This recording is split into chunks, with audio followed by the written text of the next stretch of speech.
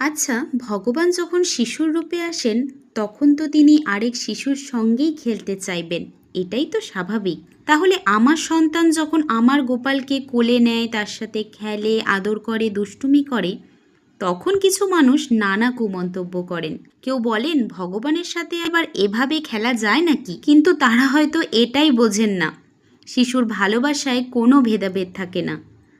আমার সন্তান জানে না পুজোর নিয়ম, জানে না মন্ত্র, জানে না শাস্ত্রের ব্যাখ্যা। সে শুধু জানে গোপাল তার আপনজন। তাই কখনো তাকে বন্ধু ভাবে, কখনো ভাই ভাবে, আবার কখনো নিজের সঙ্গী ভাবে। আর আমি মনে করি এই নিষ্পাপ ভালোবাসাটাই তো ভক্তির সবচেয়ে সুন্দর রূপ।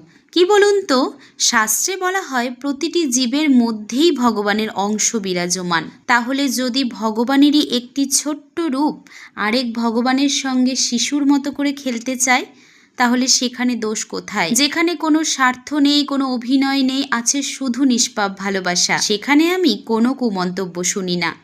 মানুষ যা খুশি বলুক, আমার সন্তানের এই নিষ্পাপ ভালোবাসাকে আমি গোপালের আশীর্বাদ হিসাবেই দেখি। আমার কথাগুলির সাথে কেউ যদি একমত হন, অবশ্যই কমেন্টসে জানাবেন। সকলেই সুস্থ থাকবেন, ভালো থাকবেন। দেখা হচ্ছে পরের একটি ভিডিওতে। রাধে রাধে।